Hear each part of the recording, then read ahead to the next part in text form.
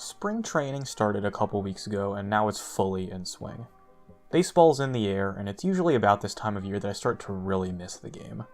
The luster of spring training has worn off, and I just really want to see games that actually matter.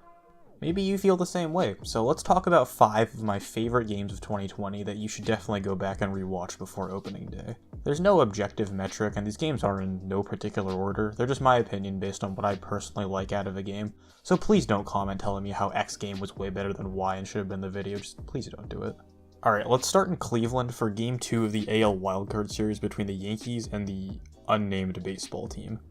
It was a solid pitching matchup between Carlos Carrasco and Masahiro Tanaka, so combine that with Cleveland's anemic offense, and most people were probably expecting a low-scoring game. Well, what resulted was a wild shootout that had some absolutely ridiculous swings.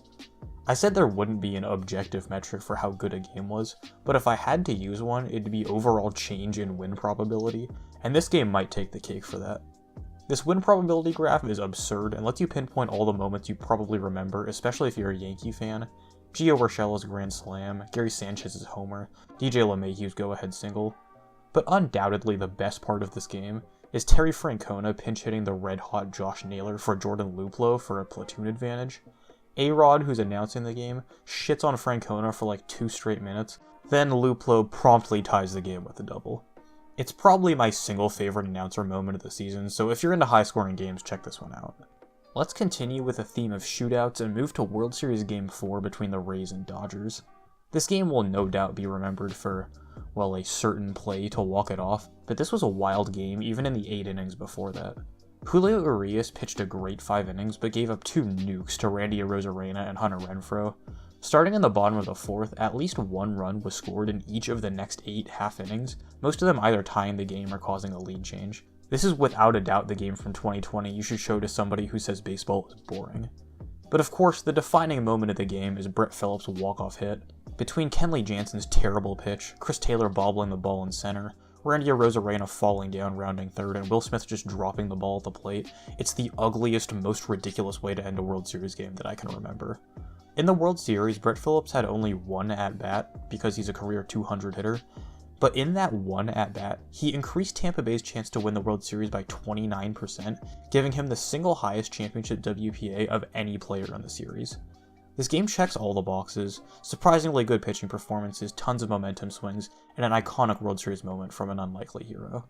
Let's step away from the drivel of high-scoring games and instead talk about the finer things, the beauty of a pitching duel.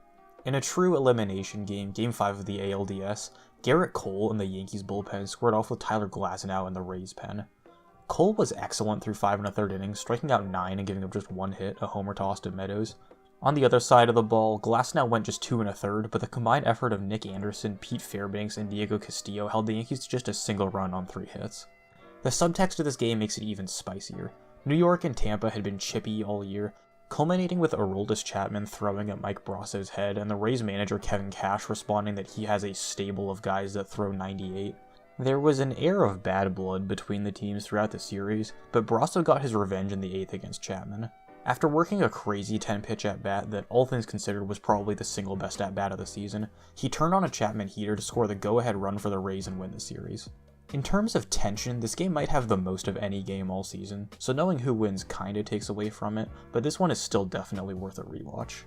If the Rays and Yankees had kind of a new age pitcher's duel, mostly between bullpens, then my single favorite game of the season is a more old school pitcher's duel, between 2 bona fide aces leaving it all on the field.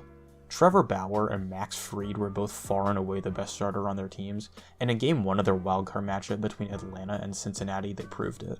Both went at least 7 innings, not giving up a single run, en route to the longest scoreless game in postseason history, but the way they did it represented 2 different styles of pitching. Bauer was absolutely dominant, with 12 strikeouts and never allowing multiple people on base, throwing more than 100 pitches. Fried, on the other hand, had only 5 strikeouts and maneuvered around some sticky situations to put up his 7 zeros. Now, the main complaint people have about these pitchers' duels is that they're boring to watch.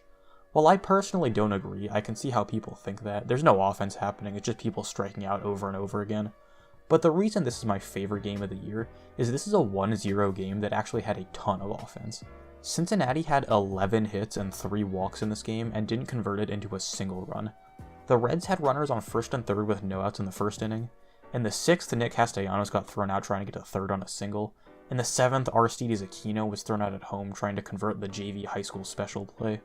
They loaded the bases in the 11th, hit a pair of singles to start the 12th, loaded the bases again in the 13th, and yet they still failed to score.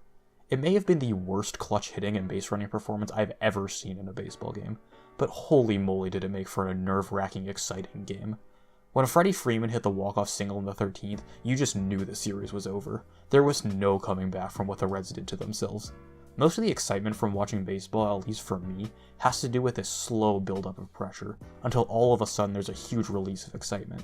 This game was just build up forever, with the Reds never being able to hit the release valve, and that constant anxiety makes it, at least in my opinion, the best one to watch of the year. So we've discussed 2 shootouts and 2 pitchers duels so far. Let's close it out with a game that perfectly bridges the gap between them, Game 7 of the NLCS between the Braves and Dodgers. It was the perfect representation of modern baseball, with 11 total pitchers and the Braves having twice as many walks as hits. There were 2 game and career-defining solo home runs from Cody Bellinger and Kike Hernandez that gave the Dodgers the edge, but once again this was an excellent and pressure-filled game before the defining moments, with Atlanta's offense coming alive in the first 4 innings before being halted by 2 outstanding defensive plays from the Dodgers.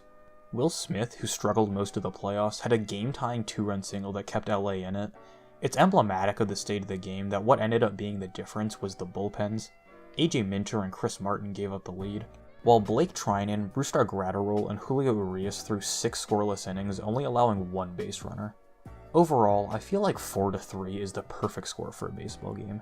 It's low enough where pitching and defense played a huge role, but enough run scoring where there's important offense happening in most innings. As a Dodger fan, it's my personal game of the year at least, and has a little bit of everything for any type of baseball fan. So there you go, 5 games to watch to get you hyped for the upcoming season. Hope you enjoyed. I'm hoping to have another video out tomorrow, and I have some exciting videos planned before opening day. If you're enjoying the content, it helps me out a ton to sub to the channel and maybe follow my Twitter. As always, thanks for watching, and I'll catch you guys in the next one.